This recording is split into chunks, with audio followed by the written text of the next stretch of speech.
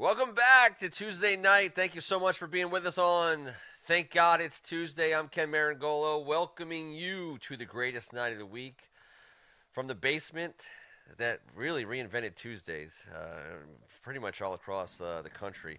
I am joined on this show by Tim Strachan. Appreciate it. Listen, I don't know if everybody's a watcher of our show that precedes this, the WCAC Spectacular, but if you want to hear a little bit of inspiration, motivation during a time that we all need it, go look at our guest, Marco Clark, who came on. He's an incredible guy. Love the conversation. You can go check it out, but it's got me juiced up for this one, too. We got a great guest lined up for TGIT. Let's do it, man. We do have a great guest for Thank God It's Tuesday, the official Redskins podcast of Hogs Haven. And something I want to start doing more regularly, and I think I finally said the right magic mix of words to get Aaron Lesher on our show, who is committing to he's on a multi-show deal. Now, I don't know exactly what that means. He is the Twitter guru for hogshaven.com. Aaron Lesher, welcome to the show. Thanks, Ken. T, what's up? I definitely got to up my background game. It's looking at yours, it's pretty weak. So I've got to get some more memorabilia and stuff. As long as that's the junk cabinet with all the chips and all the really good stuff. That's over my other shoulder, but yeah, it's close by. Don't worry. You'll get there. Don't worry. This pandemic's going to be going on for a while longer. Your name is hard to say for the second show of a night. For a show that is marked by how the whiskey that we drink, Aaron Lesher, is a tough one to get out. So I'm glad we're doing it at the top of the show. Benjamin is in a mask, and we are practicing all proper guidelines and compliant with everything we need to be in the Basement Podcast Studio. Let's get things started on the Redskins side of the coin. All you guys out there who get a chance to watch closely what Hogs Haven does on social media. Aaron has such a huge part of that. He leads the charge. And when he's not saying something witty or pointing out a cool stat or responding to the folks who are giving Hogs Haven the business, he is very honorably and courageously defending writers like me who sometimes write things that he has to stand up in front of. So, Aaron, first of all, haven't had you on the show for quite some time. A, we're going to change that, but B, welcome back, and let's talk some social media on Hogs Haven, because especially in this time. It tends to be where things are, I don't know, sometimes they're just floated out there just to see what people will say about it, but other times it's actually stuff that people forget about and need to be reminded of. So before we get started with the things we have lined up today, is there anything you want to tell the folks at Hogs Haven, the readers and watchers who may need a little pointer or two about how to interact on social media with Hogs Haven?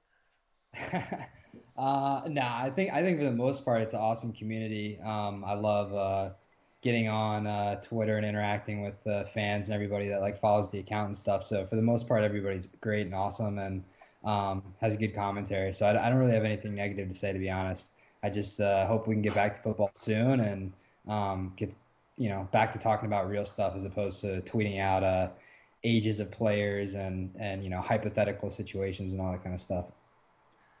What are we drinking tonight? What's that beer called again? Tonight we got Optimal Wet, which let's see, there we go. Yep. You seem to think was fancy. I think it was like $9.99 on sale at Safeway. So okay. So we're doing okay, but it's the Belgian. I like the weedy stuff. So but yeah, it's good tonight. You got the bourbon over there, or whiskey? Irish whiskey. This is an Irish whiskey show. Traditionally, we'll dabble in some bourbon. T sometimes will bring over the most random bottle. Over the last 4.5 years, what is that? There you go. I like it. Mystery drink. He'll bring, sometimes Kevin and I laugh sometimes because he'll come in one night and just be like, "Hey guys," and he'll just open a bag and who knows what's in it. It could be Wild Turkey 1964, special reserve that no one even knew existed. You and Kevin could that one. That puts hair on your chest. I liked it. I couldn't drink it. I couldn't do it. But it was good for you. Turkey, wild turkey, rare breed, aged 12 years. Okay. All right, Wow. we'll throw that out there. I'm drinking Redbreast tonight. The unofficial sponsor of the Basement Podcast. Gotta And get I them know the- we're joined. I want to say welcome to all the folks on the board. And Aaron, just so you know, on the board represented tonight, we got states from all up and down the Eastern Seaboard, as well as the United Kingdom, both Coventry, England, and Wales. So I will say Nasta to my good friend Andrew Griffith Humphreys over in Wales. And I Cheers. also want to say a shout out to our good friend James Rainey, who's been just a really cool member of our online posse. He has been recovering from COVID, and I know I checked in on him. A couple other guys on the board checked in on him, and I think the coolest thing I could tell you, Aaron, that I got back from James was that when I reached out to him, first of all, I wasn't the first one, which I was a little bit disappointed in myself. But so many people from Hogs Haven have checked in on him, and he's doing better. You know, he's is better, whatever that, however you define that. He's on the mend. So we wish him the best, and we hope you're having a great Tuesday night, sir. I look forward to your sandwich reviews in the very near future. Let's talk some football, Aaron. We're playing football in the fall, just so you know. Football's happening. Oh yeah, yeah. No, I'm all on that train. Don't worry. We're going to play football, and that means that our Twitter game has to be, kind of getting tuned up a little bit. So I thought we would cover some of the things that are trending, some of the things you're dealing with. And without further ado, let's hit up our first item. If you could take us through what we're looking at.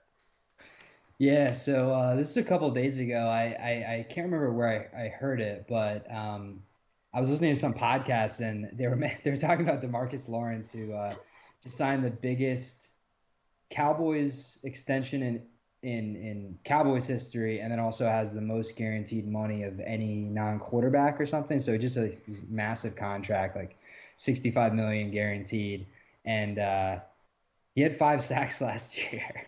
And I just the thing that I remember most, because I'm on Twitter all the time, is he has a pretty big mouth on Twitter, and so he was talking a bunch of stuff. He was trying to co-opt some New Orleans stuff about being the hot boys and this and that about Cowboys D line. So I just put out there. I found an old tweet of his from before the season, and then put his stat line from last year: 5 sacks, tied for 73rd in the league, 30 tackles. He did apparently have an injury, and Cowboys fans were quick to note that in the comments. But yeah, I just thought that was kind of a funny little thing to put out there. He didn't respond or anything like that, but just want to let the Cowboys fans know that their star pass rusher, what he did last year. I mean, so Aaron, on Twitter, we have to, so even more so than on the digital platform with where the writers are writing, because I get a chance to throw in some Cowboys disses every once in a while. But on Twitter, it's quick hitting and fast moving, and when people come to Hogs Haven Twitter account, they need to understand that we are anti-Dallas, and it's something we wear with pride, and it's not something we're going to be quiet about. Exactly. I mean, I didn't want to go full throttle on anti-Cowboys stuff. Just they're probably going to have quite a bit better record than us this year, and our recent history has not been very pretty. But hopefully, we're turning around and getting in the right direction. So I didn't want to go all out on them, but just had to throw that out there and remind Cowboys fans of their star player. I got to tell you, Aaron, it's gutsy to get out there in that Twitterverse and throw a jab at someone, especially like that. What I can't understand is why these guys even get upset about what Madden ranks them and what number they give them. That's hilarious. What you put out there was awesome. I don't care if he was injured. Good job, my man. Well, D-Law has pretty sensitive feelings, I can tell. So I knew like it would get some reactions, if I kind of took a jab at him. for the longest time I've started writing in Hogs Haven in 2009, and whenever I referred to Dallas, I always said Cowgirls, the Dallas Cowgirls. It's just what we said. We called them the Dallas Cowgirls, and years went by, and one random day I wrote an article about the Cowgirls, and I got like a legitimate, sincere response from this girl, and she was like, that's offensive, like you can't, like, why would you say that, like that's this, and she started going down this whole thing, and I was like, oh my gosh, I'm not I'm not trying to be offensive to women. And she said, no, you're being offensive to cowboys, like real actual cowboys. Like she was defending the actual female version of cowboys. She didn't care at all about the Dallas, the football team. And so where I thought I was offending somebody on a basis of sex, she was like, no, you're offending my cowboy sensibilities. And she was, of course, a Redskins fan. Yeah, Get exactly. All right, what do we got next here, Luke? No, this one I liked. This one actually got a lot of play online, Aaron. Yeah, I saw this. I saw this on Instagram actually, but obviously, if anyone's watching, they definitely know about the recent run-in with the law that our former cornerback Quentin Dunbar and former Giants first-round pick and current Giants player DeAndre Baker had in Miami the other week. So I thought this was funny. It was a kind of a cheap shot, to be honest with you, but I mean, that's okay. I couldn't resist, but yeah, that there was definitely a lot of Schadenfreude going on in the Hogs Haven Twitterverse when it came out that Quentin Dunbar could be in some serious trouble, and we traded him a couple weeks ago, or a couple months ago. All the angst about only getting a fifth rounder for him, and now it doesn't even look like he's going to play ball. So once again, Ron Rivera being the man.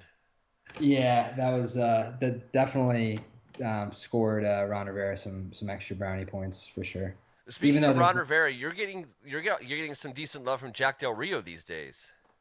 Yeah, no, he's all over Hogs Haven. I mean, he's like a big Twitter guy. He's like follows all the fan accounts and is like engaged with all that kind of stuff. I this isn't something we're going to talk about tonight, but I screenshotted or screen recorded a video Deron Payne put up on his Instagram the other day of him just running like absurdly fast for a human being that weighs 320 pounds. Like definitely faster than I can run, and pulling a sled, like a weighted sled as well. You're pretty fast. And I've got some wheels, but Deron Payne is a freak athlete, and he's getting paid the big bucks. But yeah, Jack Del Rio, our defensive coordinator, liked it on Twitter, and he's quote tweeted us before as well. So cool guy. I mean, I really can't wait to like see the defense this season and see what he can do. Seeing that he's probably a pretty significant upgrade over Minuski and the other guys we've trotted out there before. Well, in a former life, we didn't do so well with coordinators, defensive coordinators. We had a fan named Rodskins. He was just a guy who commented on Hogs Haven. I think I remember it. Yeah, he ran into Jim Haslett at a high school volleyball championship somewhere. I don't even know where it was. It was like a tournament somewhere in the middle of nowhere. And he ends up talking to Jim Haslett. And he recounts the entire conversation with Jim Haslett about like what they're gonna do and things they were gonna make, decisions and all this other stuff. And he puts it on Hogs Haven in the comment section of one of our articles. And I guess as a testament to Hogs Haven being kind of a cool place for you to get Redskins news, it was picked up everywhere. I'm getting my phone's ringing off the hook. Who's this Rodskins guy? He's breaking all this Jim Haslett news. Jim Haslett's getting crushed. He's having to go on press conferences and deny all this stuff that this guy Rodskins has said. I'm getting called from like WJFK, ESPN 980. They want to ask me all these questions. And I'm like, dude, it was a guy on and how do you not understand? People comment on the internet. Like, I don't know this guy. I don't know where he met Jim Haslett and why he's telling the entire world the entire conversation he had with Jim Haslett at a girls volleyball championship. And he got us in so much trouble. And here we fast forward to this. One of our writers puts out maybe a questionable article about Brandon Sheriff that Aaron and I and T and Kevin and most Redskins fans probably don't agree with at the heart. And Jack Del Rio's response was measured and nice, I'd say, right? Yeah, no, for sure. Yeah, he's like clearly a very thoughtful guy and takes the time to like, be engaged on social media, and that's pretty much all you can ask for. Yep. To get any sort of love from him is pretty awesome. But yeah, as soon as you started telling that story, I was like, it's definitely Hazlitt. He was in my time as a Redskins fan, he was the worst as far as defensive coordinators. I mean, like very, nice guy, fun guy to listen to. Like not a good, DC. Greg Minuski again seems like a nice dude, former Redskin player, cool guy. Now he's coach. He's like the assistant quality control coach at Kentucky Southern or something like that. And now we finally have a guy that has some credentials. So Yep. looking forward to that. And he seems like a really really nice guy too. Shout out to Greg Martin on the board. Don't worry, I'm not giving you the whole Rodskin story again. We don't need to relive it. But you're right. We're all happy to have graduated from many of the coordinators. You could probably have a laundry list of coordinators we're certainly happy to be, and head coaches for that matter, that we're happy to, and general managers for that matter, that we're happy to be rid of. All right, what do we got next on tap here? See, Yeah. I So like this guy. I love this player. I mean, the talent of this guy is off the charts. And again, this is something I wrote. People on Hogshaven, may disagree. I'm probably not was right in my evaluation. There's been a lot of really good players since, but I remember just like trying to do some armchair scouting back whenever he came out. I think it was like 2016, and dude was like amazing at FSU, and just like you know elite playmaker, elite, measurables, all that kind of stuff. Could have played any position in the backfield. Could probably play like a linebacker or something too. But apparently he liked a tweet that had him in a Redskins jersey, and he's going to be a free agent next year. He's obviously on the Rams right now. He's going to be a free agent next year. He's going to get just this enormous contract, whatever it is. But the interesting thing is, he showed Haskins some love on Twitter, and I'm really not sure why, or like what the impetus was there. He liked, the pic of him in a Redskins jersey. So there's some smoke, and then I just did some, very light digging on our salary cap situation for next year. And not only do we have a ton of cap space, but if we cut Alex Smith, which is definitely going to happen, Yep. because we finally get him off the books. And we really don't have any big name free agents to re-sign. We've got like Kerrigan if we want to Nope. bring him back. We've got Sheriff that we need to extend either this year or next year, whatever. Ryan Anderson, for one of the guys on the 1 year deal, maybe Reuben Foster. Outside of that, we've got like $95 million in cap space. So if we wanted to make a run at one of these top tier guys like Ramsey, we could throw God forsaken amount of money at him. So it's just something to think about. Obviously it's just smoke. It's a slow time of year with no sports and everything that's going on. So you kind of it's a little bit of a reach, but I thought it was interesting to kind of think about and start to get the wheels turning on maybe Ramsey next year as a target. Not a reach at all. We're going to throw a godforsaken amount of money at somebody next year because we have a godforsaken amount of money. I don't know who it's going to be. I would have no problem seeing Jalen Ramsey on the field for the Washington Redskins. That would be amazing. Got to spend the money, and you got to convince people to want to come play here. It makes sense to me that the Washington Redskins would target a defensive player given the influence of Del Rio and Rivera at the top of the org chart for the sidelines. So I love it. You can't your money is best placed in the secondary these days in this era of the NFL. And we already have the defensive front, locked up 4 first-round picks on the defensive line. So they're going to make whatever cornerbacks we have look better. But if you actually have world-class cornerbacks on top of that, you're doing pretty darn good. Jalen Ramsey is an insane-looking player. So I got to tell you, if Jalen Ramsey is considering being a Redskin, the only thing is I just want him. We got guys like Jalen Ramsey in the league. We see him all the time. We don't know sometimes what we talk about smoke and fire in that little bit, Aaron. The smoke around Jalen Ramsey is that he has a little bit of a head thing going on. I don't know if there's any fire there or not. If you pay him well, my guess is he shows up and plays for you at a high level, and he's going to get paid well. No matter where he plays, he's going to get paid well. So if he wants to play, he's going to be an elite player on your team. Yeah. Yeah, whether it's going to be Jalen Ramsey or not, I mean, I think you guys are right. We're going to have a big splash. Again, hats off to you, Aaron, for finding that out. And I hope that we're revisiting that tweet again in a year. But what I loved about what you said, Aaron, is that you brought up Alex Smith gone. Do you know this guy with the mustache has bet me that Alex Smith is going to suit up for the Redskins next year and take a snap? Well, the bet is that he suits up. He's on the sidelines. And I've said that by virtue of him suiting up, he will most likely take a snap. Because the one thing we know about the Washington Redskins is we just go through guys. And we go through, especially quarterback. If he's on the sidelines in a shoulder pads and a helmet, he's getting on the field. This story, I'm telling you, Disney is behind it. We're talking about a multi-million-dollar project, the comeback story of Alex Smith. It culminates with him taking snaps on the field. His legs were snapped.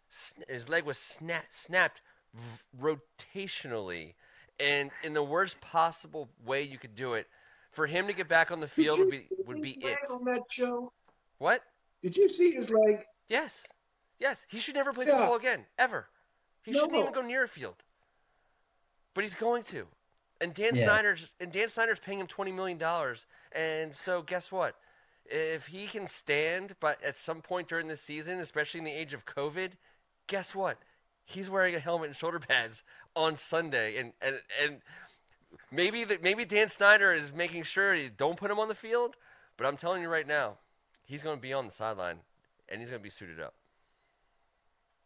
And the cameras will be rolling. Yeah, I mean, I do hear you when you say Disney is behind this, because that'd be pretty nice. But well, I don't know if they'd want to do anything with the Redskins, to be honest with you. But I mean, I guess both you guys saw the documentary. It wasn't the crazy thing is it wasn't his injury that was so insane. It was what happened after with the infections and having to take basically his leg down to the bone and do 17 surgeries or whatever, because he was walking around 3 days after the first surgery. Medicine is advanced since Theismann, and they were able to kind of go in there even though it was super gruesome. But when they started taking away the flesh and the muscle and stuff, oh god. I mean, I had a tweet a couple weeks ago when it came out that his leg looked like the final picture looked like a ribeye or something. It was just disturbing. And then to see him doing agility drills and running at a surprising pace and all this kind of stuff is incredible. So we'll see, Ken. I wouldn't put anything past this team. So just so we're clear on this, now Alex Smith, but pre-injury, was one of the better quarterbacks we've had the opportunity to watch in a Redskins jersey.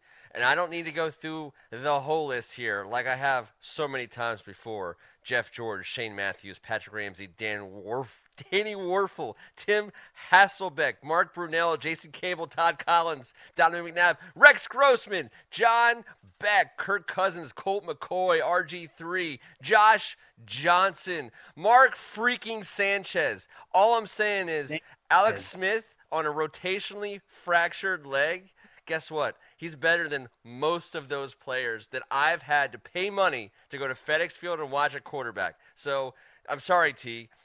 I've seen way worse. I know how this story goes. I've been telling you this for 2 years. I told you exactly how it's going to end. We don't even need to read the rest of the book. We already know. He's going to play for us. It's happening. I'm sorry. It just happened. All right, well, I'll tell you what. We're talking about old guys now. Let's wrap it up here with some young boys. The Washington Redskins young stud youth movement stable of youngsters. Look at that. For how long have we watched Dan Snyder and Vinny Serrato and Bruce Allen trot out just the most tired group of journeyman terribleness? Look at this. That's amazing. I mean, let your eyes feast. I mean, that right there is how you build a football team, ladies and gentlemen. Aaron, where if you had to go down that list, what stands out to you? Top, first and foremost. Let's take Chase Young out of the equation. We haven't seen him play yet. Yeah, well, the first four guys are first-round picks Yep. on the D-line, which is, there's something to be said for that. I think the two things that were most surprising to me when I just kind of had the idea to put this out, and it blew up more than I thought.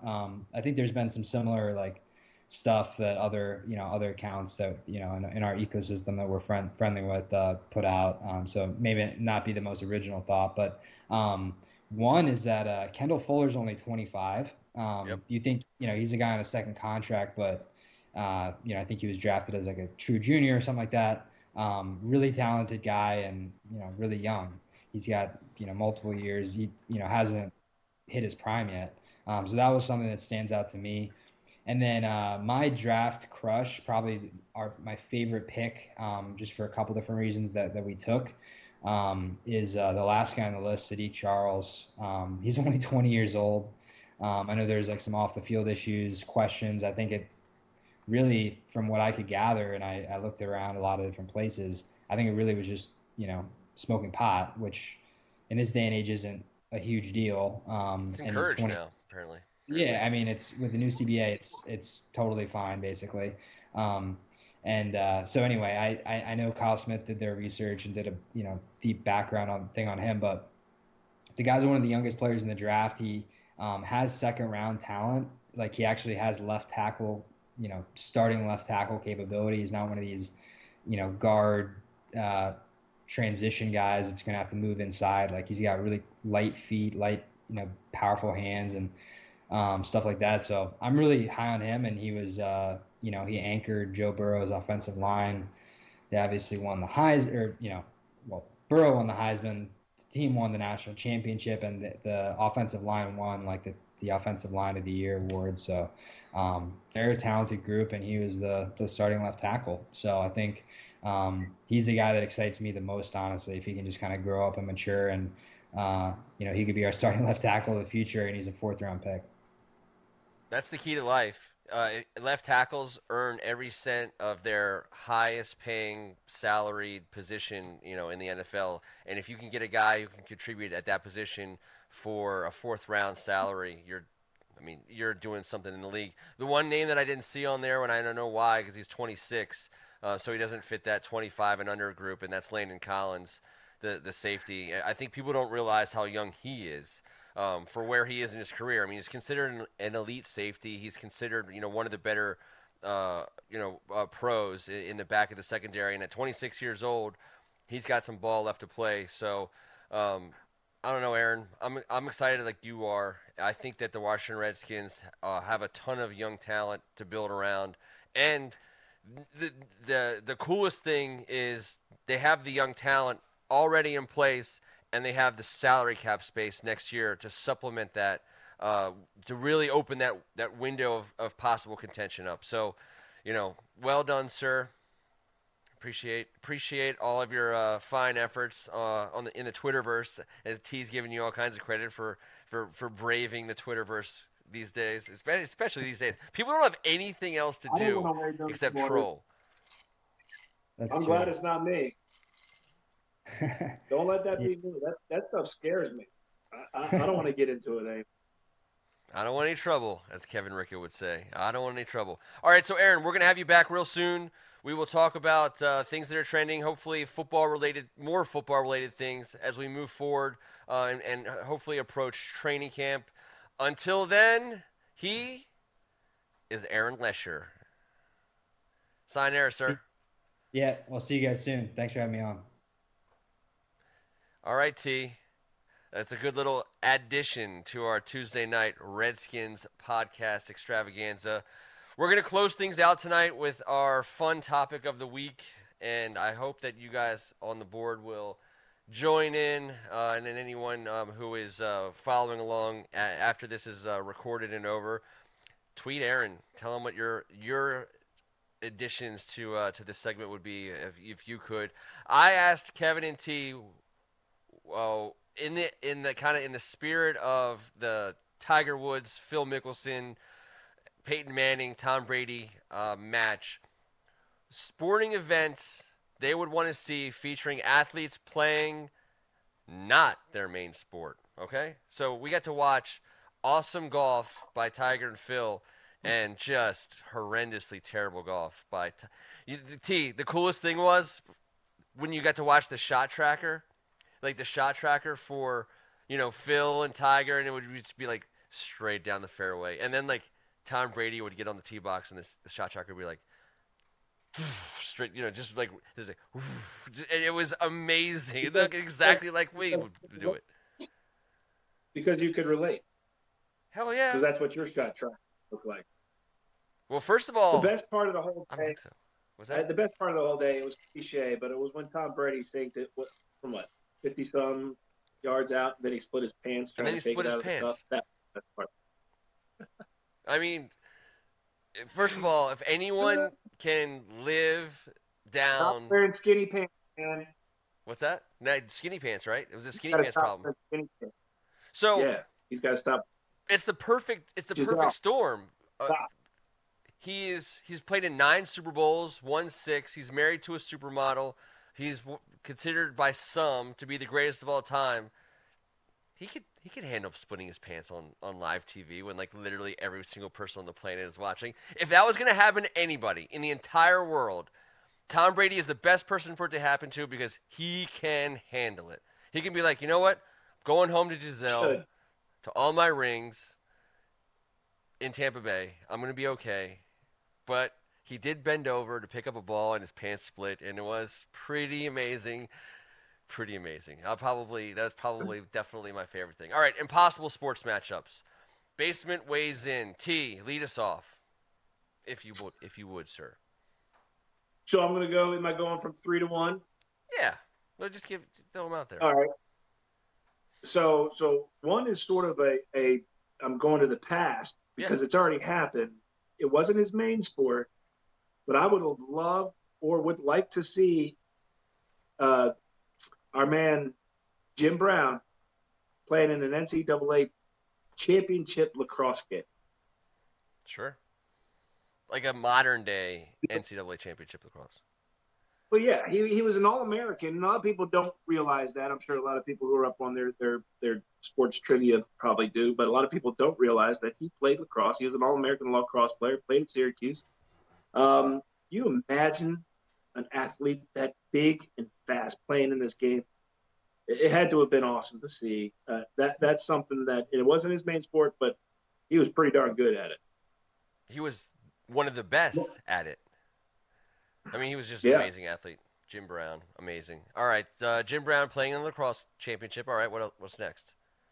So number 2 is more of a hope, or I think a lot of people would like to see this, is LeBron James playing in an NFL game as a wide receiver.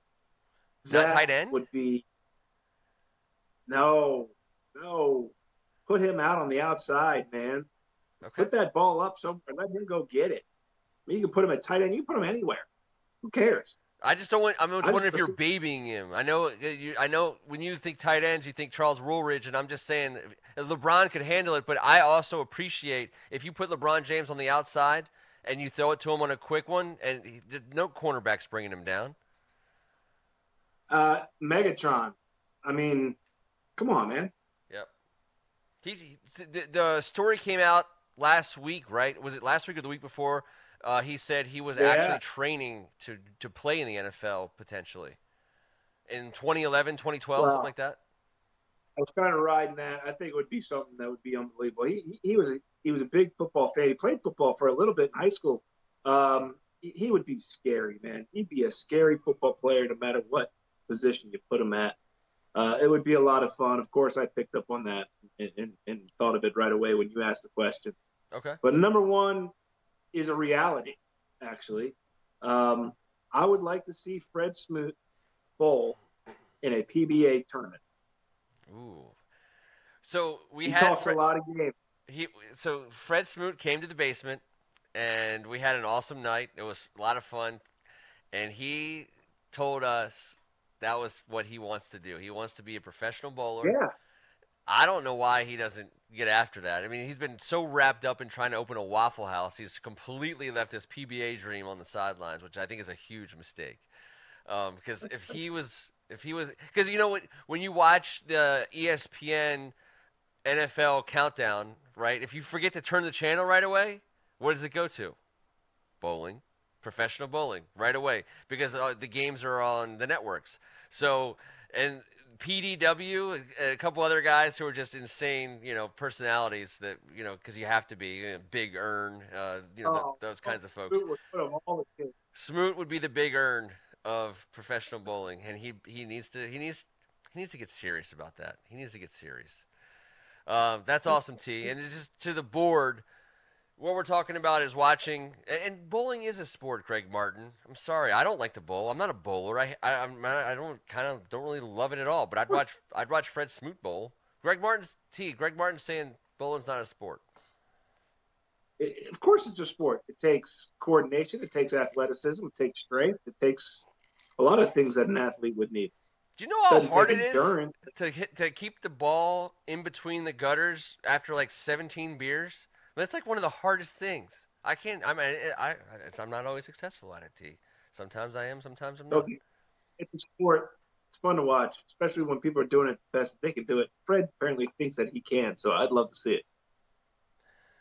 All right, so Kevin's not here to represent his answers, so I'm gonna go next, and then we'll throw his out as fodder. I just couldn't do anything without trying to figure out a way to get Mike Tyson and Evander Holyfield involved. So I thought an awesome foursome at the Masters.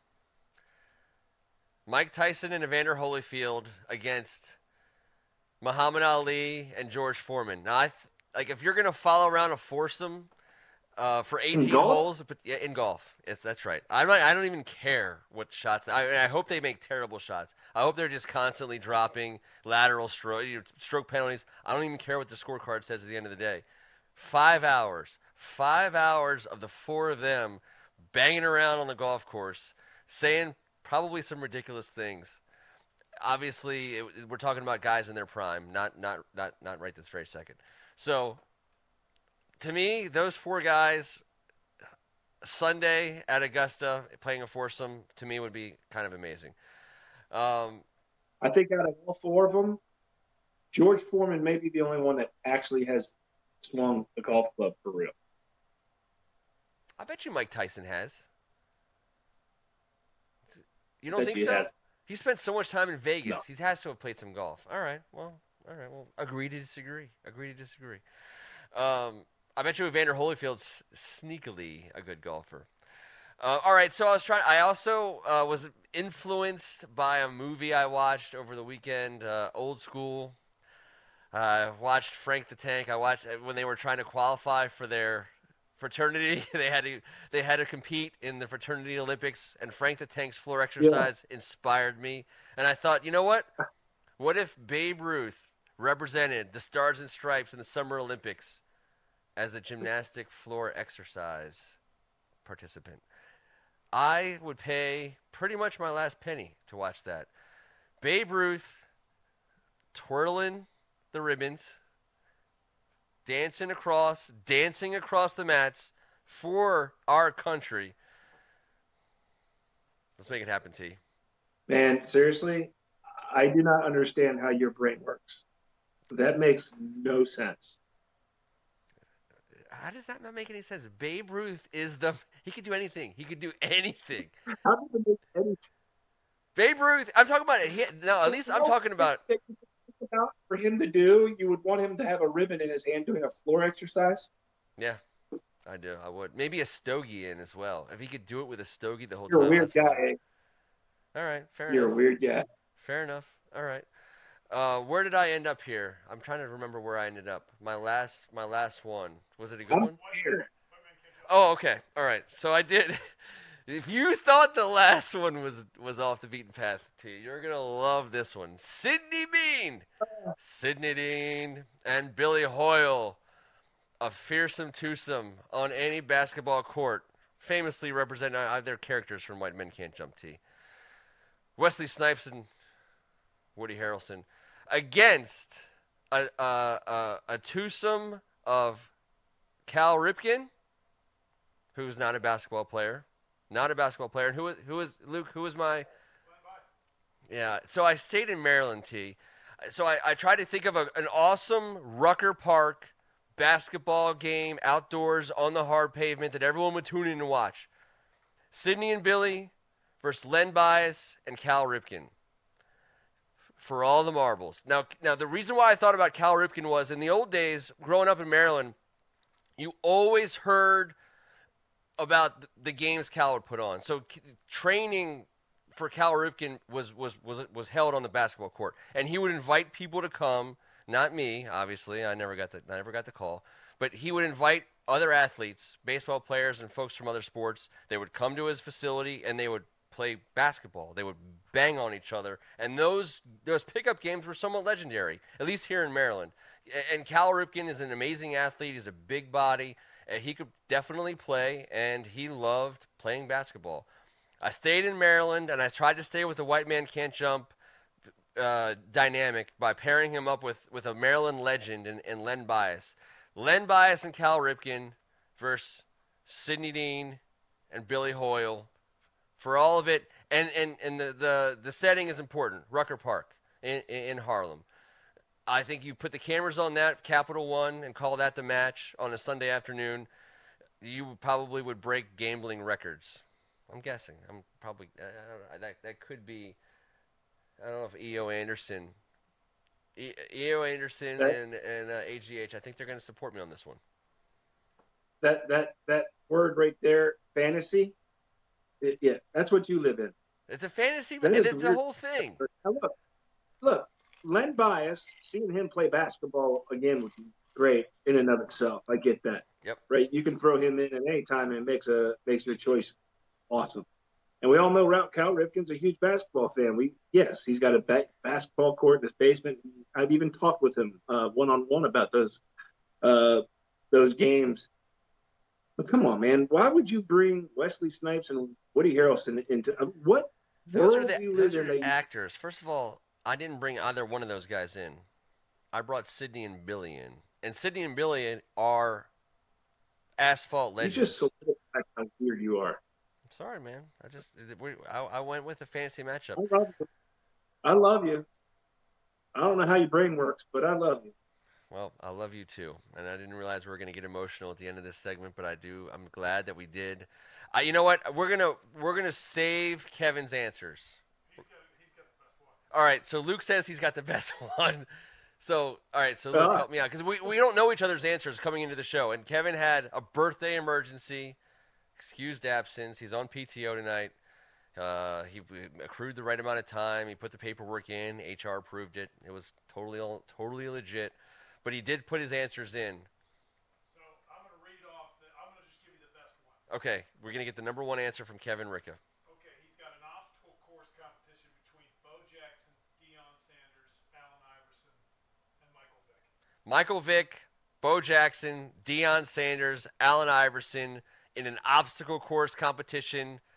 Did he say where that obstacle course comes from? No, he did not. All right. I'm guessing American Ninja style. Yeah, American Ninja, maybe American Gladiators, just like the one where they shoot the tennis balls at you. Either way.